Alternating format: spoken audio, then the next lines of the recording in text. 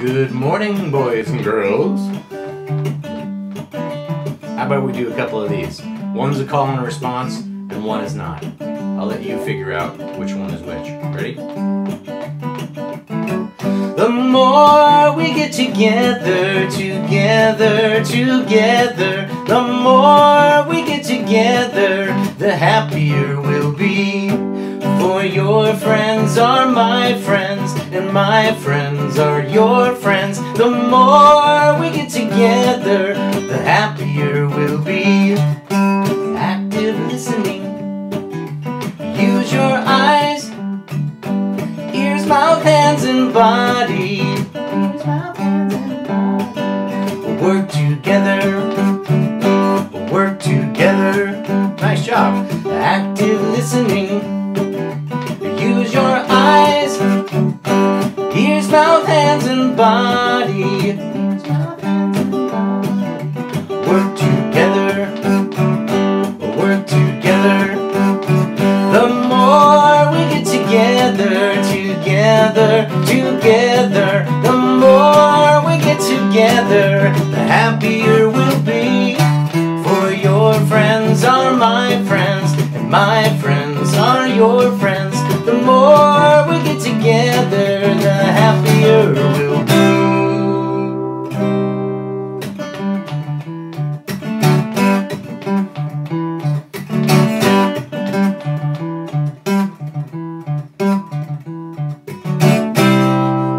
Did I get you on that one?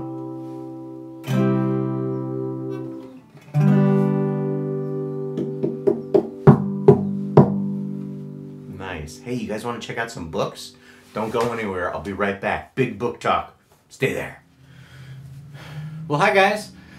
Hey, does anybody up there know what a book collection is? Think about it for a second. What's a book collection? Kind of basic, right? It's a collection of books. I thought I'd talk a little bit about that today, mix it up a little bit from our normal activity.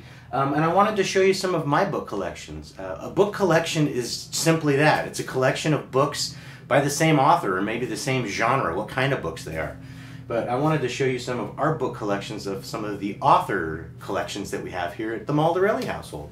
It started because I was talking with a parent the other night who was looking for a good collection for her first grader, who'd kind of read everything in first grade and was ready to ramp it up to the next level. And I thought, what would be a good one for a kid that could handle pretty much anything you throw at him in first, second, or third grade? So that made me think, well, maybe you guys are thinking of the same kind of thing. So let me show you around. This is the Kevin Henkes collection. Now, we don't have all of the collection in all of these books, but we have a good amount of a lot of them. This one is Kevin Henkes. They're wonderful for first graders.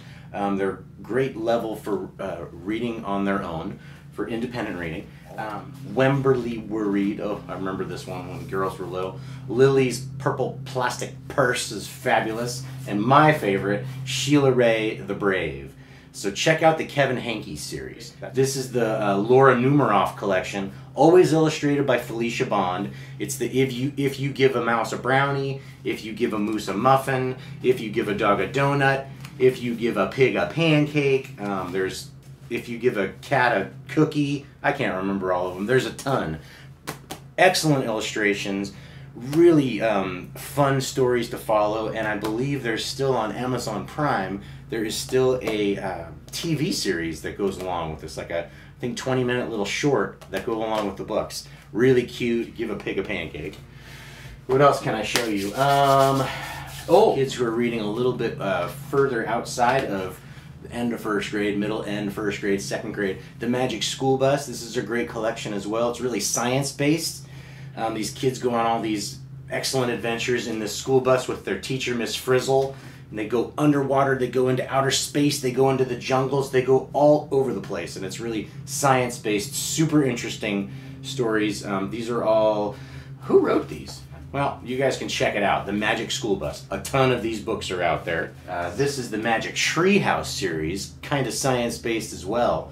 This is an adventure story about a brother and a sister, Annie and Jack, who find a magic treehouse, and the treehouse takes them forwards and backwards in time. And we're reading the very first one right now. But you can see in my hand, I've got I don't know, I have about maybe 15, 18 in my hand.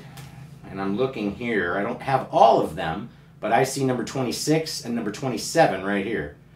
So I know for a fact that Mary Pope Osborne, who is the author and illustrator, has at least 40 or 50 of these. Excellent stories for kids who are, you know, reading around the end of first grade level, that sort of thing, beginning of second grade level. Berenstein Bears collection by Stan and Jan Berenstein. These are just from when the kids were little, when my kids were little. I was never a huge fan of these, but the girls really loved them. My first grade mom, who got in touch with me wondering about some books, and I know this student is a very good reader. I know he can read easily at third grade level. He's a first grader. And I thought, has he been into the Harry Potters yet? The story goes, at the Maldarelli household, Isla, my older daughter, forced my kindergarten daughter, Fiona, to read the first Harry Potter when she was in kindergarten. And she could read it with a little bit of help, but she read it and she loved it, and my family are huge Harry Potter fanatics. And so I directed that mom. The student wanted some pictures in the story, not just a book, not just a Harry Potter 700-page giant novel with pictures at the beginning of the chapter like they do. But I directed her towards the illustrated version as well. If you haven't checked out the illustrated version, holy cow cheese mama, super cool. It's the same exact story, except they've gone through, and I believe Jim Day is the name of the illustrator, and he puts illustrations on not every single page, but Jim K, that's his name. Maybe every other page, he puts a beautiful, beautiful illustration. And it's all of the stories. Let's see, we've got the first one, Harry Potter and the Sorcerer's Stone. The second one is Chamber of Secrets. The third one is Prisoner of Azkaban, still illustrated by Jim Kay. The fourth one's The Goblet of Fire. This one's really cool. And that's all they've done. They put one out every year, and obviously they started about 5 years ago. So we get one every year of the illustrated version. There's also some fun ones. These are books that are within the books. The Tales of Beetle the Bard. Some really amazing illustrations in both of these. The Clifford series is great as well. We've got a whole giant collection of these. Clifford's First Christmas, Birthday Party. This is all Norman Bridwell. Norman Bridwell, Clifford. Check those out. Tons of those. Look at them on the back. I mean, there's probably 30 of those books just there on the back cover.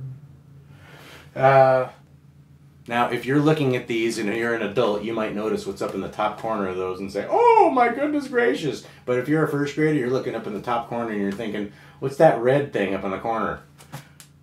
24-page book and tape. Like Scotch tape? No, that's called a cassette. These are stories on tape. They started making stories on disc. I'm sure now they make stories on MP3, stories on your iPhone. But these are our old stories from our books on cassette. Jungle Book, we got some cool ones in here. Lady and the Tramp, Fox and the Hound. Check this out. Snow White, all the Disney stories until dun dun dun dun dun dun dun dun dun. Luke, I am your father. That's right, boys and girls. They have Star Wars book on cassette. Empire, it does strike back. The return of the Jedi. The Force is strong in this young Jedi. Anyway, I believe I got these on eBay for like nothing. Super cheap. Then of course, raise your hand if you're a fan of Garfield. I might be a little bit of a fan. In fact, this one right here is mine from when I was a kid. It was written in 1982, so I was 9 or 10. And yeah, that's my very first one, Garfield Weighs In. The girls loved it, so we found all of these as well. Bigger Than Life, Garfield at Large, that's the very first book that Jim Davis did. Look at this, it says his 33rd book. So if you're interested in the Garfield series, they have at least 30 or 40 of these books. And this one is mine. Ah, don't touch my Garfield book.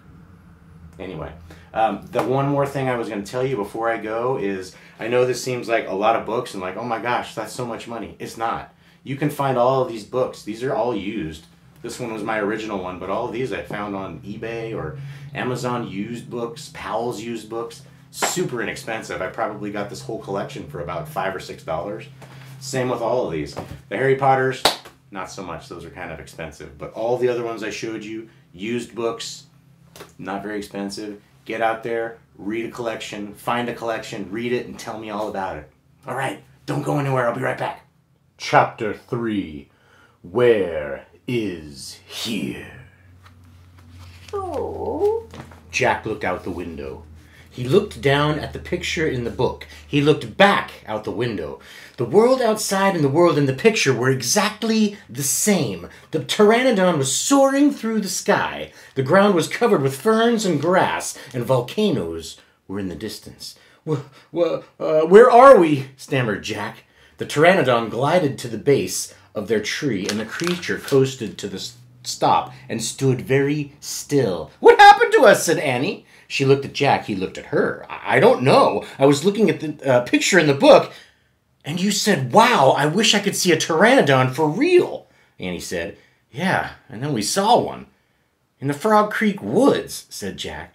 "Yeah, and then the wind got loud, and the treehouse started spinning, and we landed here, and we landed here." "So that means..." "Yes, that means..." No, none of this can be real." Annie looked out the window.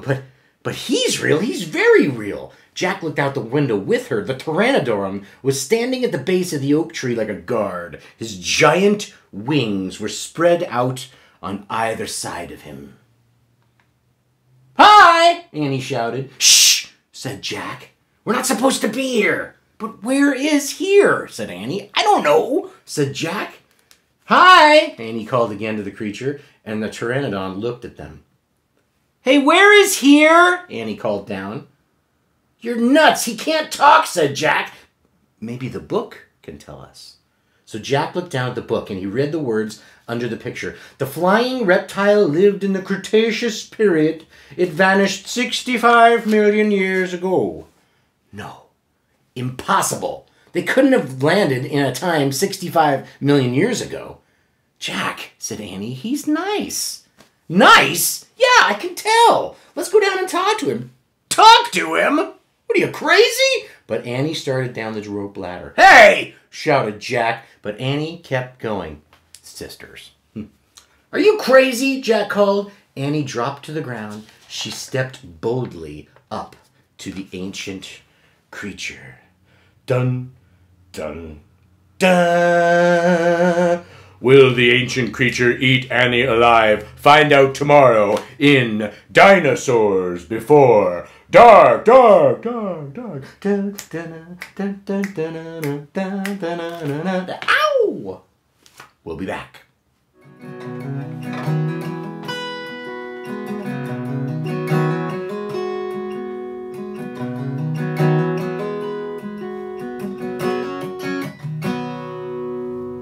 Hey guys, thanks for coming on back. Hey, thanks for doing the little book talk with me. Show me your collections. Let me know on Seesaw what collections you're interested in. And remember, you don't have to spend a ton of money to buy a ton of books. Used books are really inexpensive, and there's kids out there who are kind of done with their collections and they are looking to get rid of them. So check it out. Now's the time to be getting all the collections of books that you can. Remember, you don't have to read every single day. You got it? I wrote this on your Seesaw today. You don't have to read every single day. Only on the days you eat. You got it? All right, my friends. I miss you. We'll see you soon. Bye for now.